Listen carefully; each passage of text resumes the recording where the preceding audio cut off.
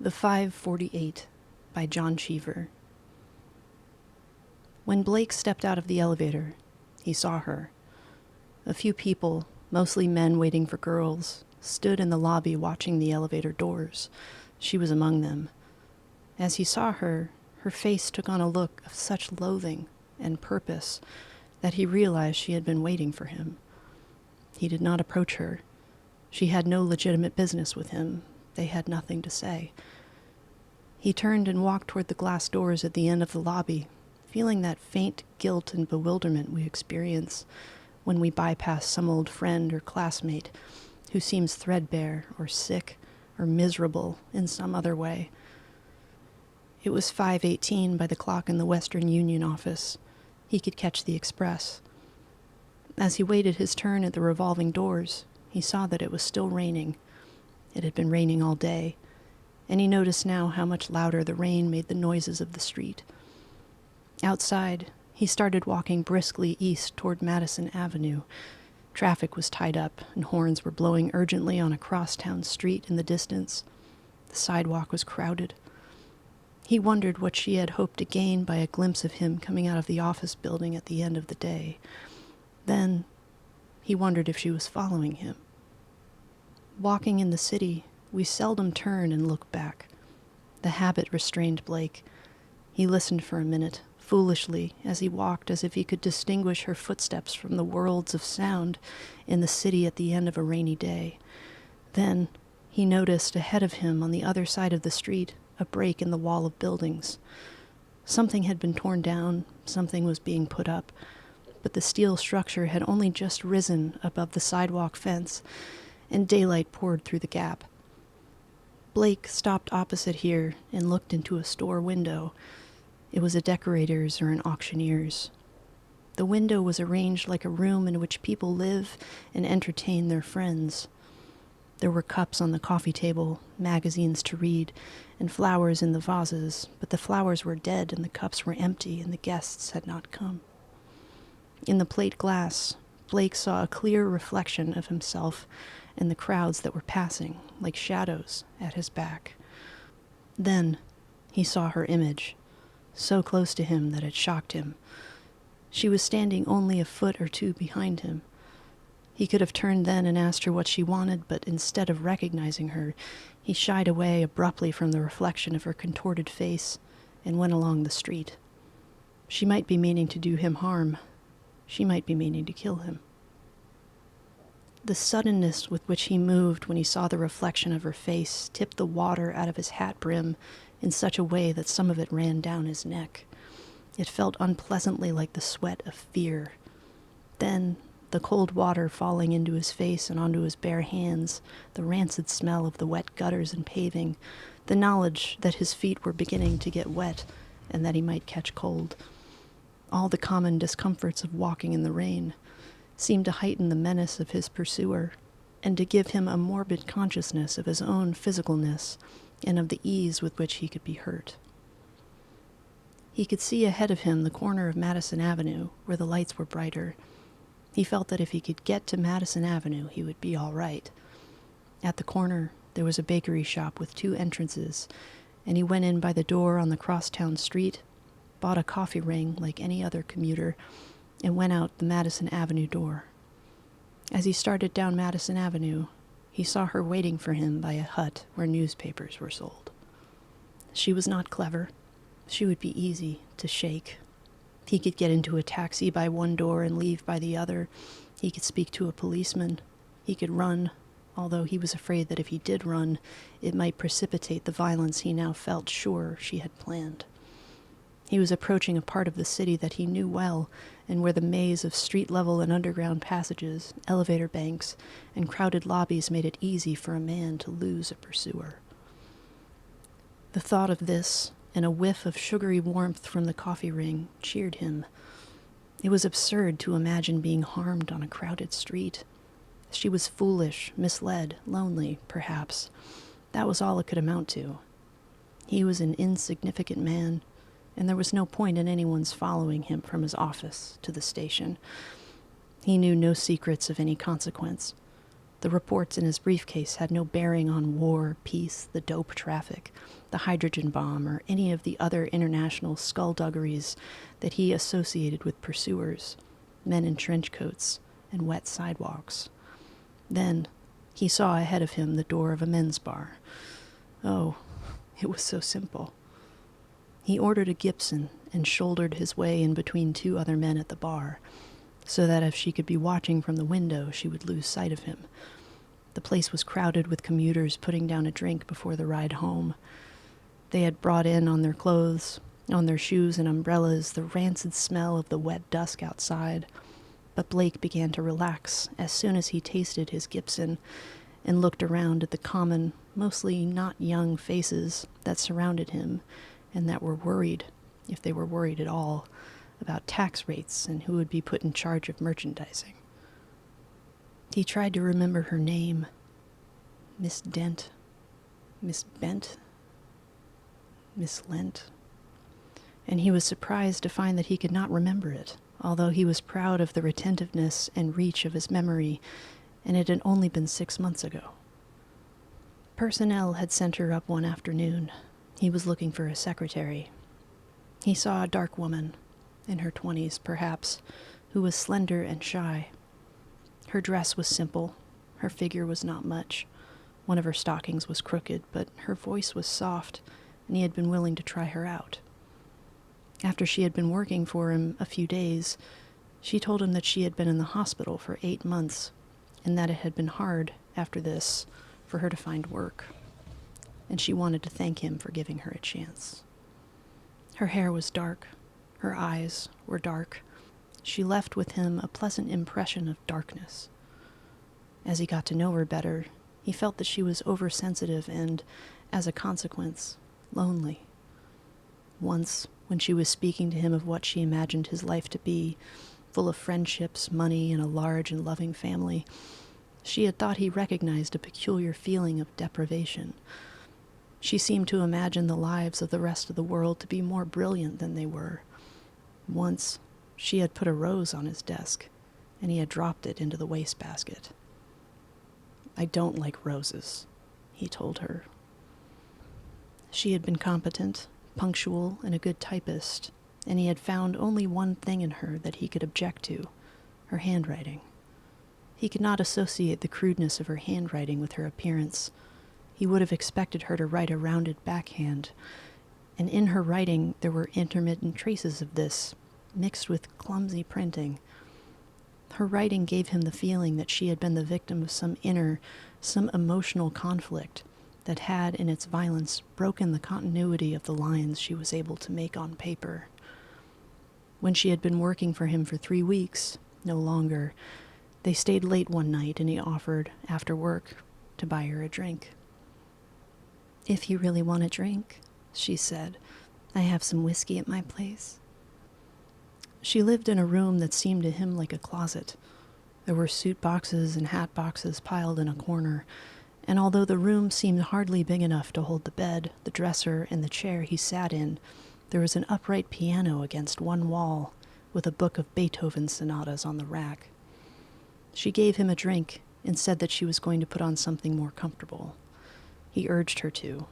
That was, after all, what he had come for. If he had any qualms, they would have been practical. Her diffidence, the feeling of deprivation in her point of view, promised to protect him from any consequences. Most of the many women he had known had been picked for their lack of self-esteem. When he put on his clothes again, an hour or so later, she was weeping. He felt too contented and warm and sleepy to worry much about her tears.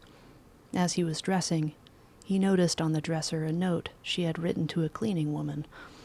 The only light came from the bathroom, the door was ajar, and in this half-light the hideously scrawled letters again seemed entirely wrong for her, and as if they must be the handwriting of some other and very gross woman. The next day, he did what he felt was the only sensible thing. When she was out for lunch, he called personnel and asked them to fire her. Then he took the afternoon off. A few days later, she came to the office asking to see him. He told the switchboard girl not to let her in. He had not seen her again until this evening. Blake drank a second Gibson and saw by the clock that he had missed the express. He would get the local, a 5:48. When he left the bar, the sky was still light. It was still raining. He looked carefully up and down the street and saw that the poor woman had gone. Once or twice, he looked over his shoulder, walking to the station, but he seemed to be safe. He was still not quite himself, he realized, because he had left his coffee ring at the bar, and he was not a man who forgot things. This lapse of memory pained him. He bought a paper. The local was only half full when he boarded it, and he got a seat on the riverside and took off his raincoat. He was a slender man with brown hair, undistinguished in every way, unless you could have divined in his pallor or his gray eyes his unpleasant tastes. He dressed, like the rest of us, as if he admitted the existence of sumptuary laws. His raincoat was the pale buff color of a mushroom. His hat was dark brown, so was his suit. Except for the few bright threads in his necktie, there was a scrupulous lack of color in his clothing that seemed protective. He looked around the car for neighbors. Mrs. Compton was several seats in front of him, to the right. She smiled, but her smile was fleeting. It died swiftly and horribly. Mr. Watkins was directly in front of Blake. Mr. Watkins needed a haircut, and he had broken the sumptuary laws. He was wearing a corduroy jacket. He and Blake had quarreled, so they did not speak. The swift death of Mrs. Compton's smile did not affect Blake at all. The Comptons lived in the house next to the Blakes, and Mrs. Compton had never understood the importance of minding her own business. Louise Blake took her troubles to Mrs. Compton, Blake knew, and instead of discouraging her crying jags, Mrs. Compton had come to imagine herself a sort of confessor and had developed a lively curiosity about the Blakes' intimate affairs. She had probably been given an account of their most recent quarrel. Blake had come home one night, overworked and tired, and had found that Louise had done nothing about getting supper. He had gone into the kitchen, followed by Louise, and had pointed out to her that the date was the 5th. He had drawn a circle around the date on the kitchen calendar. 1 week is the 12th, he had said. 2 weeks will be the 19th. He drew a circle around the 19th. I'm not going to speak to you for 2 weeks, he had said. That will be the 19th. She had wept. She had protested, but it had been 8 or 10 years since she had been able to touch him with her entreaties. Louise had got old. Now the lines in her face were ineradicable, and when she clapped her glasses onto her nose to read the evening paper, she looked to him like an unpleasant stranger. The physical charms that had been her only attraction were gone. It had been 9 years since Blake had built a bookshelf in the doorway that connected their rooms, and had fitted into the bookshelf wooden doors that could be locked, since he did not want the children to see his books. But their prolonged estrangement didn't seem remarkable to Blake. He had quarreled with his wife, but so did every other man born of woman. It was human nature. In any place where you can hear their voices, a hotel courtyard, an air shaft, a street on a summer evening, you will hear harsh words. The hard feeling between Blake and Mr. Watkins also had to do with Blake's family, but it was not as serious or as troublesome as what lay behind Mrs. Compton's fleeting smile. The Watkins rented. Mr. Watkins broke the sumptuary laws day after day. He once went to the 814 in a pair of sandals, and he made his living as a commercial artist. Blake's oldest son, Charlie, was 14, had made friends with the Watkins boy. He had spent a lot of time in the sloppy rented house where the Watkins lived. The friendship had affected his manners and his neatness. Then, he had begun to take some meals with the Watkins and to spend Saturday nights there. When he had moved most of his possessions over to the Watkins and had begun to spend more than half his nights there, Blake had been forced to act. He had spoken not to Charlie but to Mr. Watkins and had, of necessity, said a number of things that must have sounded critical. Mr. Watkins' long and dirty hair and his corduroy jacket reassured Blake that he had been in the right. But Mrs. Compton's dying smile and Mr. Watkins' dirty hair did not lessen the pleasure Blake took in setting himself in an uncomfortable seat on the 548 deep underground. The coach was old and smelled oddly like a bomb shelter in which whole families had spent the night. The light that spread the ceiling down onto their heads and shoulders was dim. The filth on the window glass was streaked with rain from some other journey, and clouds of rank pipe and cigarette smoke had begun to rise from behind each newspaper. But it was a scene that meant to Blake that he was on a safe path, and after his brush with danger, he even felt a little warmth toward Mrs. Compton and Mr. Watkins. The train traveled up from underground into the weak daylight, and the slums in the city reminded Blake vaguely of the woman who had followed him. To avoid speculation or remorse about her, he turned his attention to the evening paper. Out of the corner of his eye, he could see the landscape. It was industrial and, at that hour, sad. There were machine sheds and warehouses, and above these he saw a break in the clouds, a piece of yellow light. "Mr. Blake," someone said. He looked up. It was she. She was standing there holding one hand on the back of the seat to steady herself in the swaying coach. He remembered her name then, Miss Dent. "Hello, Miss Dent," he said. "Do you mind if I sit here?" "I guess not." "Thank you. It's very kind of you. I don't like to inconvenience you like this. I don't want to." He had been frightened when he looked up and saw her, but her timid voice rapidly reassured him. He shifted his hams, that futile and reflexive gesture of hospitality, and she sat down. She sighed. He smelled her wet clothing. She wore a formless black hat with a cheap crest stitched onto it. Her coat was thin cloth, he saw, and she wore gloves and carried a large pocketbook. "Are you living out in this direction now, Miss Dent?" "No." She opened her purse and reached for her handkerchief. She had begun to cry. He turned his head to see if anyone in the car was looking, but no one was. He had sat beside 1,000 passengers on the evening train. He had noticed their clothes, the holes in their gloves, and if they fell asleep and mumbled, he had wondered what their worries were. He had classified almost all of them briefly before he buried his nose in the paper. He had marked them as rich, poor, brilliant or dull, neighbors or strangers, but no one of the 1,000 had ever wept. When she opened her purse, he remembered her perfume. It had clung to his skin the night he went to her place for a drink. "I've been very sick," she said. "This is the first time I've been out of bed in 2 weeks. I've been terribly sick."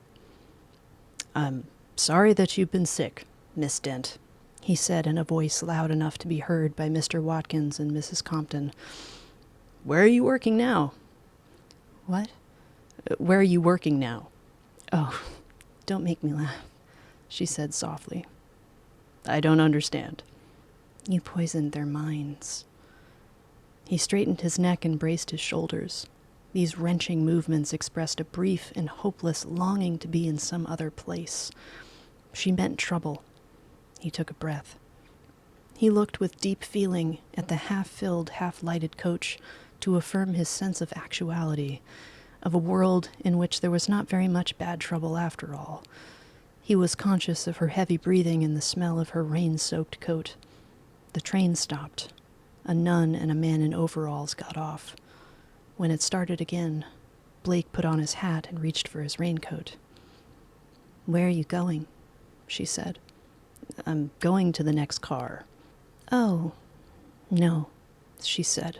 "No, no, no."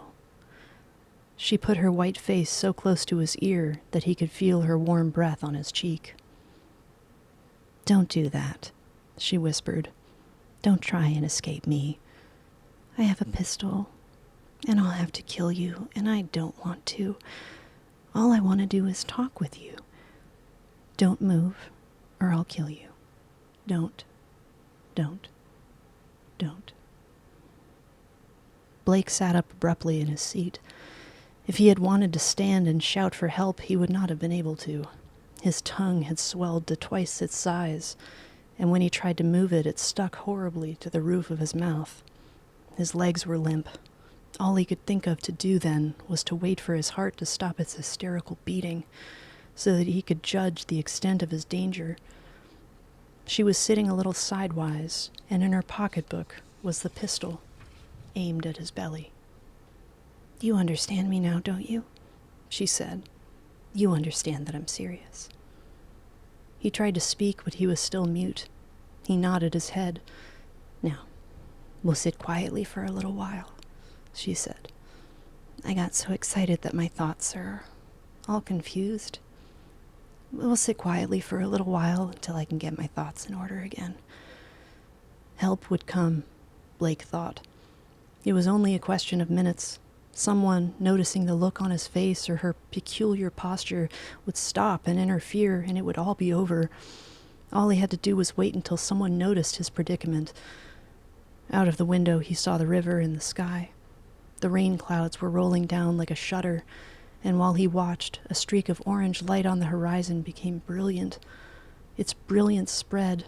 He could see it move across the waves until it raked the banks of the river with a dim firelight. Then it was put out. Help would come in a minute, he thought. Help would come before they stopped again. But the train stopped. There were some comings and goings, and Blake still lived on, at the mercy of the woman beside him. The possibility that help might not come was one that he could not face. The possibility that his predicament was not noticeable, that Mrs. Compton would guess that he was taking a poor relation out to dinner at Shady Hill, was something he would think about later. Then, the saliva came back into his mouth and he was able to speak. "Miss Dent?" "Yes." "What do you want?" "I want to talk to you."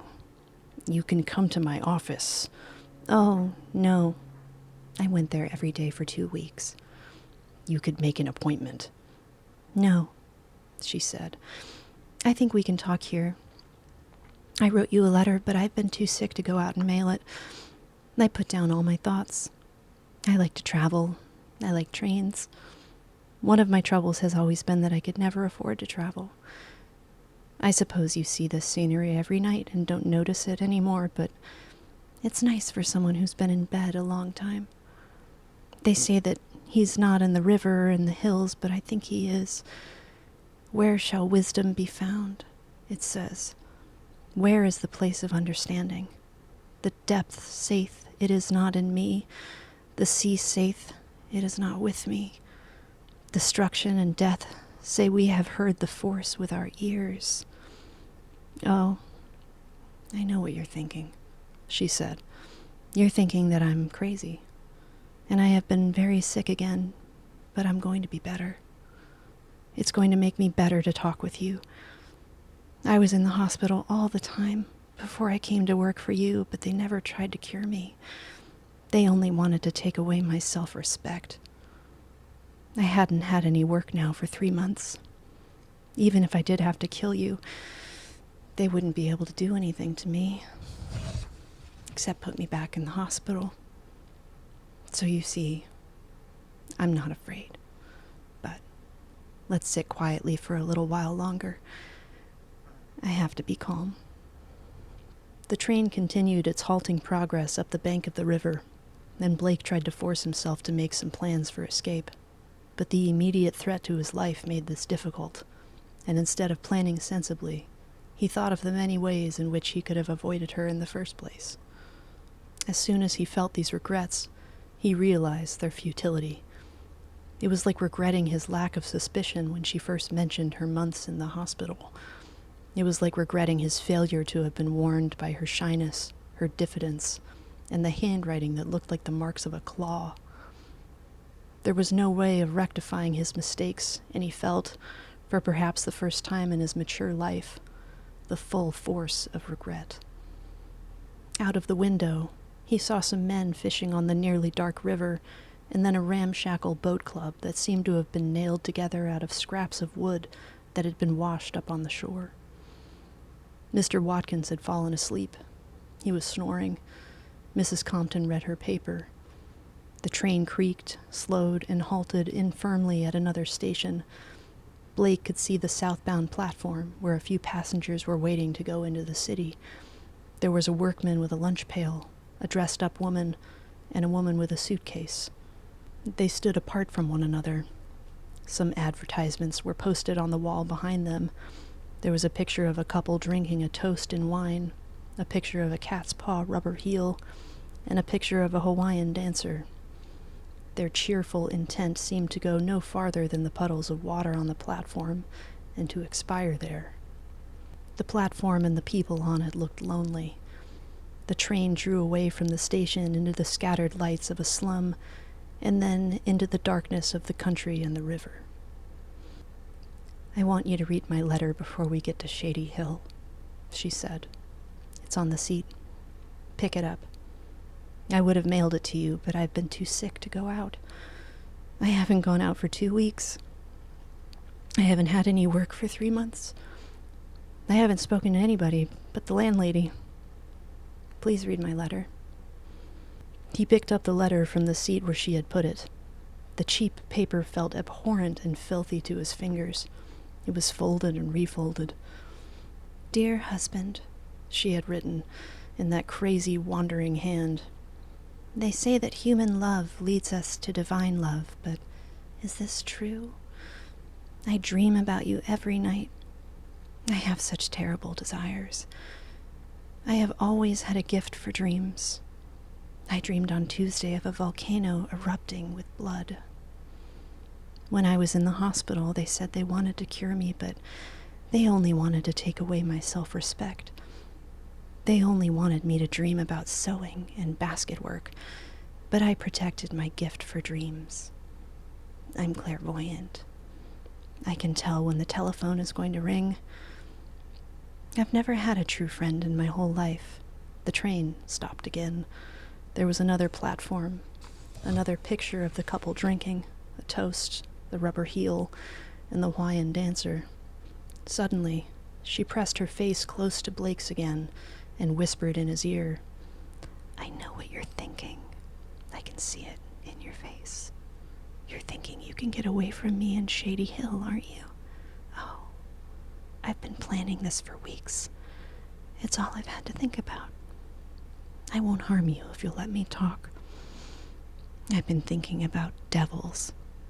I mean, if there are devils in the world, if there are people in the world who represent evil, is it our duty to exterminate them? I know that you always prey on weak people, I can tell. Oh, sometimes I think I ought to kill you. Sometimes I think you're the only obstacle between me and my happiness. Sometimes." She touched Blake with the pistol. He felt the muzzle against his belly. The bullet, at that distance, would make a small hole where it entered, but it would rip out of his back a place as big as a soccer ball. He remembered the unburied dead he had seen in the war. The memory came back in a rush. Entrails, eyes, shattered bone, order, and other filth. "All I've ever wanted in this life is a little love," she said. She lightened the pressure of the gun. Mr. Watkins still slept. Mrs. Compton was sitting calmly with her hands folded in her lap. The coach rocked gently, and the coats and mushroom-colored raincoats that hung between the windows swayed a little as the car moved.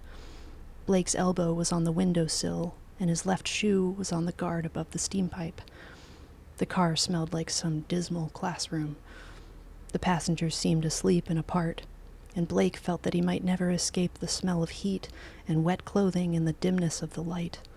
He tried to summon the calculated self-deceptions with which he sometimes cheered himself, but he was left without any energy for hope of self-deception. The conductor put his head in the door and said, "Shady Hill! Next, Shady Hill!" "Now," she said, "now you get out ahead of me." Mr. Watkins waked suddenly, put on his coat and hat, and smiled at Mrs. Compton, who was gathering her parcels to her in a series of maternal gestures. They went to the door. Blake joined them, but neither of them spoke to him or seemed to notice the woman at his back. The conductor threw open the door, and Blake saw on the platform of the next car a few other neighbors who had missed the express, waiting patiently and tiredly in the wan light for their trip to end. He raised his head to see through the open door the abandoned mansions out of town, a no trespassing sign nailed to a tree, and then the oil tanks. The concrete abutments of the bridge passed, so close to the open door that he could have touched them. Then he saw the first of the lampposts on the northbound platform, the sign Shady Hill in black and gold, and the little lawn and flower bed kept up by the Improvement Association, and then the cab stand in a corner of the old-fashioned depot. It was raining again. It was pouring. He could hear the splash of water and see the lights reflected in puddles and in the shining pavement. In the idle sound of splashing and dripping formed in his mind a conception of shelter, so light and strange that it seemed to belong to a time of his life that he could not remember. He went down the steps with her at his back. A dozen or so cars were waiting by the station with their motors running. A few people got off from each of the other coaches. He recognized most of them, but none of them offered to give him a ride. They walked separately or in pairs, purposefully out of the rain to the shelter of the platform, where the car horns called to them. It was time to go home, time for a drink, time for love, time for supper, and he could see the lights on the hill, lights by which children were being bathed, meat cooked, dishes washed, shining in the rain. One by one, the cars picked up the heads of families until there were only 4 left. 2 of the stranded passengers drove off in the only taxi the village had. "I'm sorry, darling," a woman said tenderly to her husband when she drove up a few minutes later. "All our clocks are slow." The last man looked at his watch, looked at the rain, and then walked off into it, and Blake saw him go as if they had some reason to say goodbye. Not as we say goodbye to friends after a party, but as we say goodbye when we are faced with an inexorable and unwanted parting of the spirit and the heart. The man's footsteps sounded as he crossed the parking lot to the sidewalk, and then they were lost. In the station, a telephone began to ring. The ringing was loud, evenly spaced, and unanswered. Someone wanted to know about the next train to Albany, but Mr. Flanagan, the station master, had gone home an hour ago. He had turned on all his lights before he went away. They burned in the empty waiting room. They burned, tin-shaded, at intervals up and down the platform, and with peculiar sadness of dim and purposeless lights. They lighted the Hawaiian dancer, the couple drinking a toast, the rubber heel. "I've never been here before," she said. "I thought it would look different. I didn't think it would look so shabby. Let's get out of the light. Go over there." His legs felt sore. All his strength was gone. "Go on," she said. North of the station, there were a freight house and a coal yard and an inlet where the butcher and the baker and the man who ran the service station moored the dinghies, from which they fished on Sundays, sunk now to the gunwales with the rain. As he walked toward the freight house, he saw a movement on the ground and heard a scraping sound, and then he saw a rat take its head out of the paper bag and regard him. The rat seized the bag in its teeth and dragged it into the culvert. "Stop," she said. "Turn around." "Oh, I ought to feel sorry for you. Look at your poor face. But you don't know what I've been through. I'm afraid to go out in the daylight. I'm afraid the blue sky will fall down on me. I'm like poor Chicken Licken. I only feel like myself when it begins to get dark. But still, in all, I'm better than you. I still have good dreams sometimes. I dream about picnics in heaven and the brotherhood of man, and about castles in the moonlight, and a river with willow trees all along the edge of it, and foreign cities. And after all, I know more about love than you." He heard from off the dark river the drone of an outboard motor, a sound that drew slowly behind it across the dark water, such a burden of clear, sweet memories of gone summers and gone pleasures that it made his flesh crawl, and he thought of dark in the mountains and the children singing. "They never wanted to cure me," she said. The noise of a train coming down from the north drowned out her voice, but she went on talking. The noise filled his ears. and the windows where people ate, drank, slept, and read flew past. When the train had passed beyond the bridge, the noise grew distant, and he heard her screaming at him, "Kneel down! Kneel down! Do what I say! Kneel down!" He got to his knees. He bent his head. "There," she said. "You see, if you do what I say, I won't harm you, because I really don't want to harm you. I want to help you. But when I see your face, it sometimes seems to me that I can't help you. Sometimes it seems to me that if I were good and loving and sane, oh, much better than I am. Sometimes it seems to me that if I were all these things and young and beautiful too, and if I called to show you the right way, you wouldn't heed me. Oh, I'm better than you. I'm better than you, and I shouldn't waste my time or spoil my life like this. Put your face in the dirt. Put your face in the dirt! Do what I say. Put your face in the dirt." He fell forward in the filth. The coals skinned his face. He stretched out on the ground, weeping. "Now I feel better," she said. "Now I can wash my hands of you. I can wash my hands of all this. Because you see there is some kindness, some saneness in me that I can find and use. I can wash my hands." Then he heard her footsteps go away from him over the rubble. He heard the clearer and more distant sound they made on the hard surface of the platform. He heard them diminish. He raised his head. He saw her climb the stairs of the wooden footbridge and cross it, and go down to the other platform, where her figure in the dim light looked small, common, and harmless. He raised himself out of the dust, warily at first, until he saw by her attitude, her looks, that she had forgotten him, that she had completed what she wanted to do, and that he was safe. He got to his feet and picked up his hat from the ground where it had fallen and walked home.